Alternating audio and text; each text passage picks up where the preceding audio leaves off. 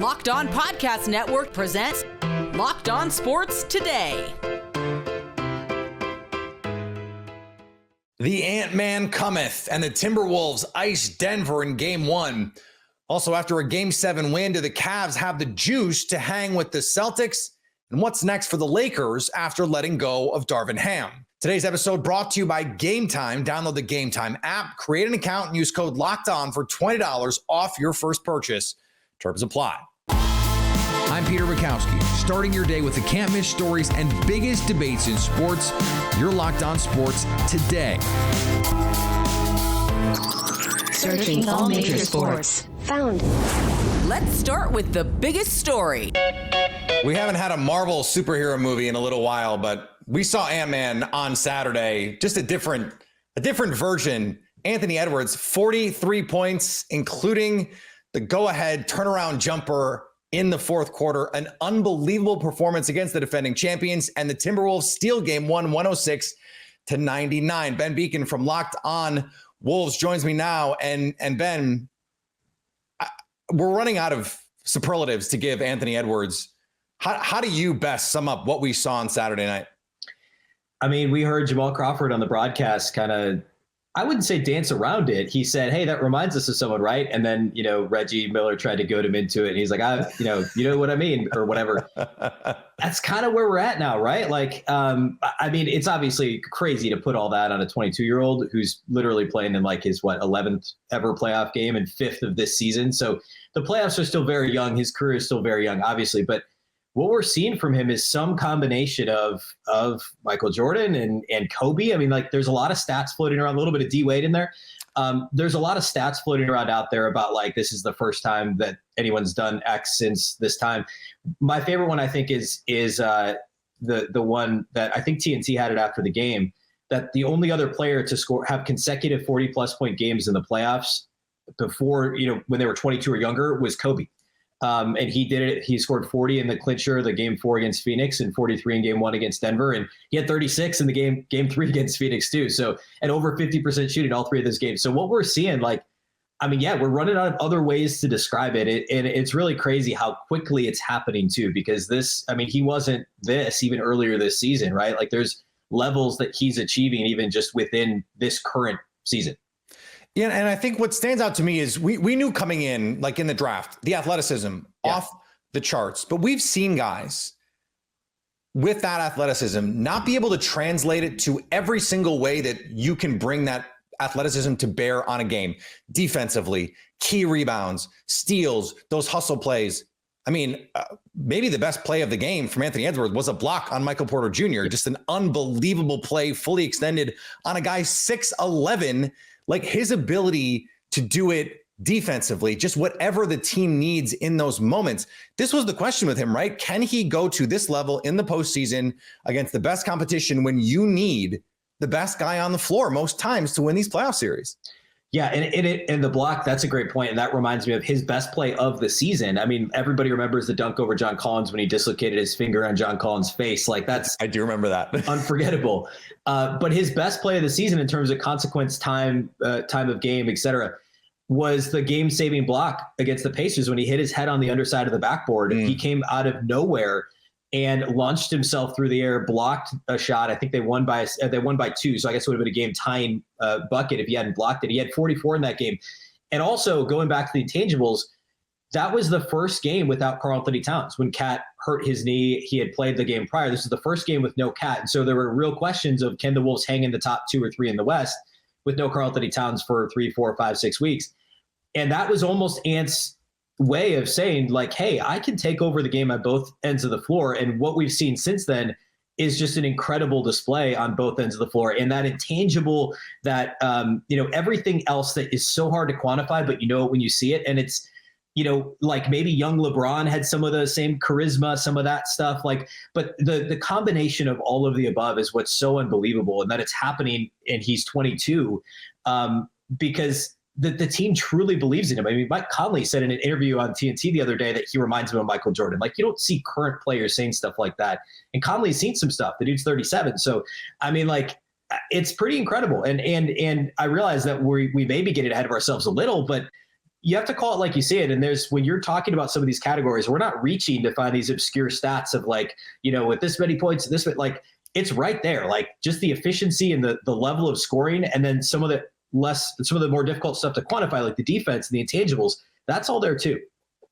Yeah, I thought just the moment in the postgame when Anthony Edwards tells Karl Anthony Towns to stop the silly fouls and those conversations, he didn't use the word silly. Yeah. That conversation, like we've been waiting for someone to pull the best out of Karl Anthony Towns, and it seems like it has become his team in a way that D-Wade had to say, "Hey, LeBron, this is your team now. We need you," and that took LeBron to this next level. When you have that sort of impact on your teammates, that is a whole other level of superstar, and we're seeing that from Anthony Edwards here. Ben, thanks for the time. Absolutely. Stay up to date on the Minnesota Timberwolves all year by subscribing to Locked On Sports Today and Locked On Wolves on your favorite podcast app and on YouTube. Thanks for making Locked On Sports Today your first listen. Coming up, the Cavs got a dramatic win in Game 7 and now face Jason Tatum and the Boston Celtics. Before we get to that, Shohei Otani went off. With killer last-minute deals, all-in prices, and their best price guarantee, Game Time takes the guesswork out of buying tickets. They're obsessed with finding ways to help you save money on tickets. Game Time has deals on tickets right up to the start of the event, and even an hour after it starts. It's the place to find last-minute seats. Find exclusive flash deals and sponsored deals on tickets for football, basketball, baseball, concerts, comedy, theater, and more. With Zone Deals, you pick the section and Game Time picks the seats for big time savings. And the Game Time guarantee means you'll always get the best price. If you find tickets in the same section in a row for less, Game Time will credit you 110% of the difference. Take the guesswork out of buying tickets with Game Time. Download the free app and new users can get $20 off their first purchase with code Locked On. Terms apply. That's code Locked On for $20 off your first purchase with Game Time. Download the Game Time app today. Last minute tickets, the lowest price guaranteed. Are you watching Fox Sports or ESPN on your TV all day? Have to turn down the volume with all that shouting? Make the switch to Locked On Sports today, a free 24/7 sports streaming channel programmed for you every day to bring you the biggest stories without all the screaming. Locked On Sports Today brings you can't-miss analysis, opinions, and news streaming 24/7 on YouTube or the free Amazon Fire TV channels app, part of the Locked On Podcast Network, your team every day.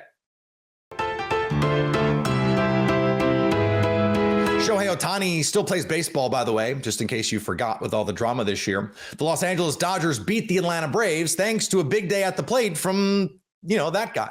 11 of 13. Shohei Otani, 4 for 4 today. We could just do the entire half hour of the podcast about Shohei Otani. Absolutely in the zone.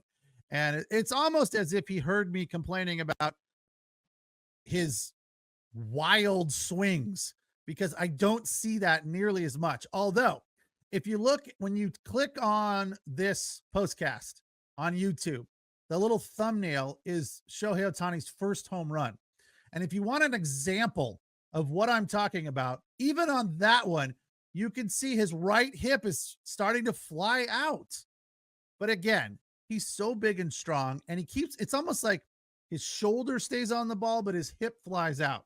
So that kind of offsets thing. But the home run looked fantastic. But even better, got me more excited, were the next two hits, were singles the other way. A massive injury for the Mavericks, literally and figuratively. Dallas forward Maxi Kleber will be sidelined indefinitely after suffering a dislocation of the AC joint of his right shoulder.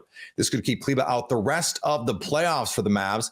Kleber suffered the injury on a bad fall early in the second quarter of Friday's Game 6 elimination victory over LA. He landed on the shoulder after being fouled by Clippers forward Amir Coffey on a fast break layup attempt. The stars shined as the Knights couldn't hold the castle in Game 7.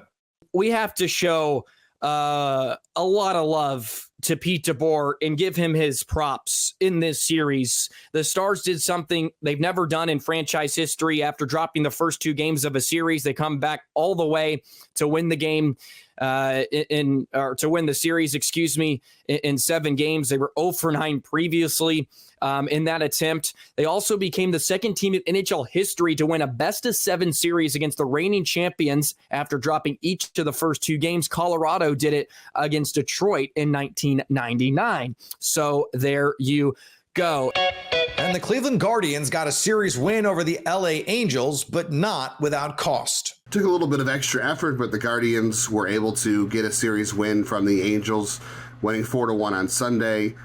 This series started off rough on Friday with Tanner Bybee having a rough start and no offense coming, and then Saturday got home runs from unlikely sources in Ramon Laureano and Austin Hedges. Bo Naylor had a grand slam, and Ben Lively pitched great again. Sunday, Carlos Carrasco finally had a good start, and Jose Ramirez and Josh Naylor broke out of some slumps to hit home runs that really were important for them on Sunday to get that win, recovering from a rough road trip from Atlanta and Houston that just kind of seemed to wear this team down.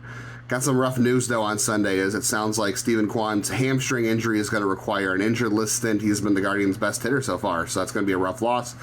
Kyle Manzardo expected to be recalled and make his debut this week. That's good news for the Guardians, but also comes with a bit of bad news. So we're going to break all that down on Locked On Guardians this week. Of course, the series against the Angels and all the crazy stuff happening in college baseball over the weekend as well. The Cleveland Cavaliers got 39 points from Donovan Mitchell. Without Jared Allen, they win a Game 7 against the Orlando Magic to advance to the second round of the Eastern Conference playoffs. A 106-94 win on a standalone Sunday game. Chris Manning from Locked On Cavaliers joins me now. And Chris, the last word before we headed into the game was, for some reason, a discussion about Donovan Mitchell's future.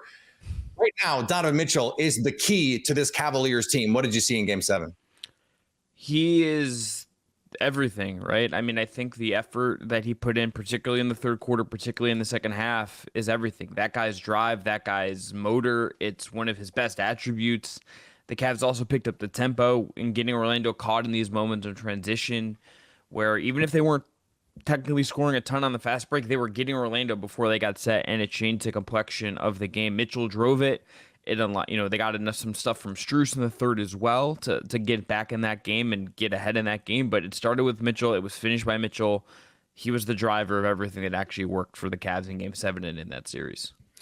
I know there's been some discourse around Evan Mobley, and the defensive stuff has been incredible for him basically from the jump since he came into the league. But there was an assumption, and I'll certainly admit, I assumed he would be further along in his offensive development at this point. How much more do they need from him offensively if they want to be a real factor in the second round and potentially beyond? I think they will need a lot more than just Mobley's offense, is what I would say. I think they're swimming upstream is maybe too light of a word. I think there's a lot that's going to need to go right. It's deep water. It's deep water. It's a lot of rapids, it's tough. But they'll need more. I mean, he looks uncomfortable on offense. He's an amazing defender.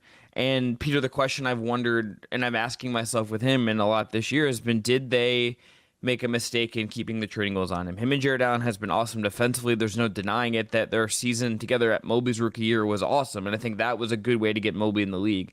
But when I watch Chet Holmgren, who's just as skinny as Mobley, and is a rookie this year technically, Wembanyama, Sengun, like all these guys that are his peers age-wise, there's something in what the Cavs have done, whether it's positionally, whether it's just maybe getting Mitchell and accelerating so fast that he has not developed the way you would have wanted. They need a lot more from him. They need consistent shooting, which he can't give. They need the passing, which he doesn't always give. There's no consistency. There's no identity for him right now. It's tough, and they're going to need a lot. They're going to need him to find something to anchor himself on, I think, if they're going to make any noise after this. Is that the key for this team offensively? Like, if they're going to make this a series with the team that has been the best team in basketball all season in the Boston Celtics, what do they have to get in addition to what they got in this series? I think they're going to need Darius Garland to play well the whole time. Yeah. Which is a lot. 3 for 13 in this game. I'm one of the only guys on the team with a minus point differential. Yeah, and he's had a weird year. It doesn't excuse, it is what it is that he's had this year where he wasn't particularly very good even when he came back from injury. He's had some real up and down moments in the playoffs, but Peter, I looked at this moment, fourth quarter, he hits a three. He misses the first one. They get an offensive rebound, kick back out to him, and he makes it.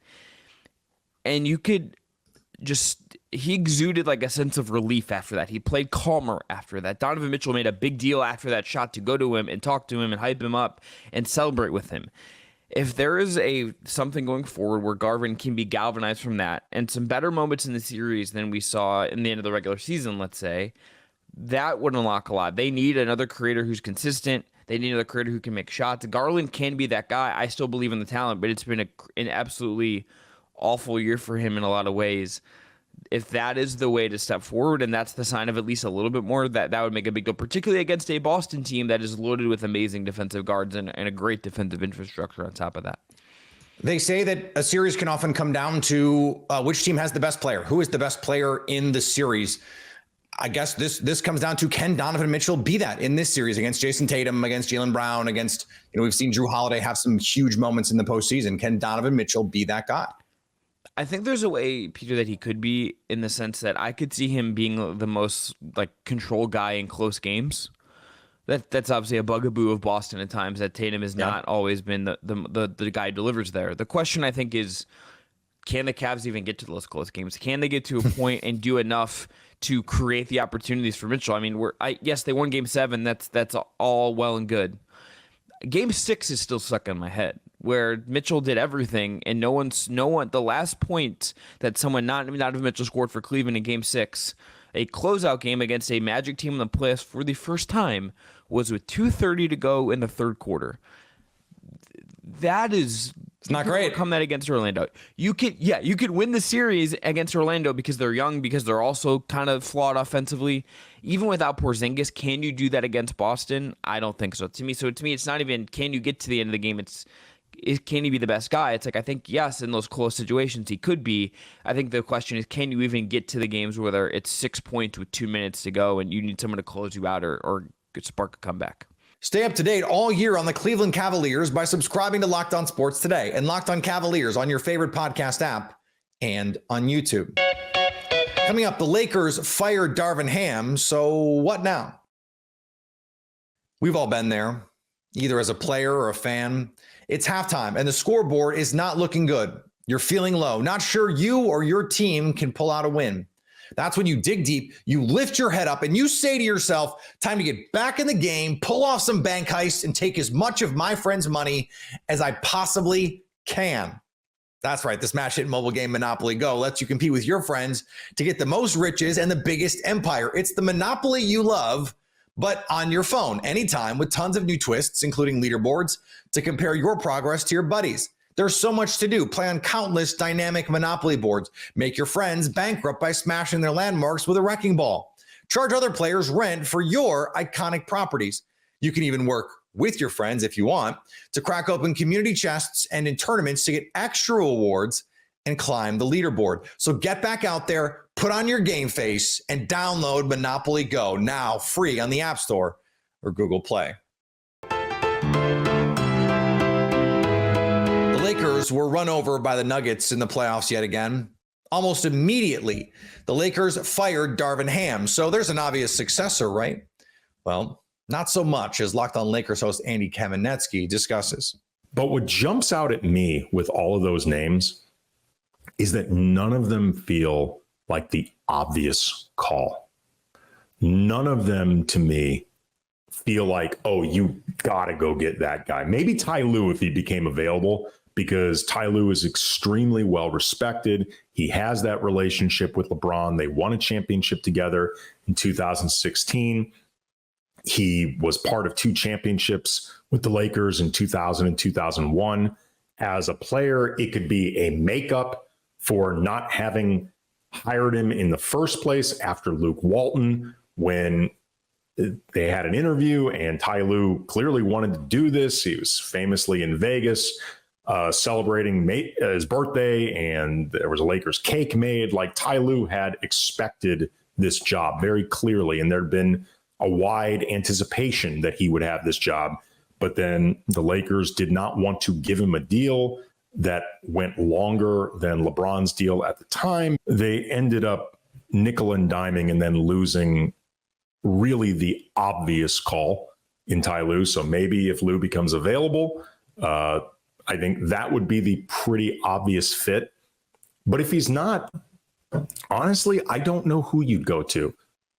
Like, for example, Mike Budenholzer has a championship with the Bucks. It is not going to be an easy sell to try to convince Laker fans that Darvin Ham, one of Mike Budenholzer's prime proteges, the guy that arguably Darvin Ham learned more from than any other coach in the league. Darvin didn't work out, but the guy who taught him everything, that's who you ought to hire. There's an old saying, may you live in interesting times. And it's meant to be a curse. When it comes to the Lakers and this head coaching job, it's a little bit of be careful what you wish for. You wanted Frank Vogel fired? Did you find a coach that was better? No. Now you wanted Darvin Ham fired? Are you going to find a coach that's better? Maybe.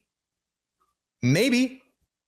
But maybe not. Just ask the Milwaukee Bucks, who fired Mike Budenholzer after he won a championship, and they hired Adrian Griffin, who didn't even make it to the All-Star break. Interesting times, indeed. The rest of that proverb is, may you get what you desire. Because sometimes you get what you desire, and it doesn't make you feel better. It doesn't actually turn out to be a good thing. You wanted it. Now you got it. And how does it make you feel? Not very good. Not very good. You have LeBron James, you have Anthony Davis, but do you have a coach? We'll see. And finally, there was a photo finish at the Kentucky Derby and a record number hit the books. According to Churchill Downs, almost $211 million was wagered on the race that saw Mystic Dan win the 150th running of the Kentucky Derby, besting the previous betting record by $20 million set last year. Just less money to spend on mint juleps and fancy hats, I guess, or I guess more if you hit Mystic Dan at 18-1. Which you probably didn't. Are you watching Fox Sports or ESPN on your TV all day? Have to turn down the volume with all that shouting? Make the switch to Locked On Sports today, free 24/7 sports streaming channel, programmed for you every day to bring you the biggest stories without all the screaming. Locked On Sports today brings you can't miss analysis, opinions, and news, streaming 24/7 on YouTube or the free Amazon Fire TV channels app, part of the Locked On Podcast Network, your team every day. Coming up on the next Locked On Sports today, can Indiana keep pace with New York? So at least until tomorrow, stay locked on sports today. Locked On Podcast Network presents Locked On Sports Today. For more episodes of Locked On Sports Today, go to our video on demand. Click on sports at the top of your screen. There, you'll find past episodes of Locked On Sports Today, plus other Locked On shows on demand.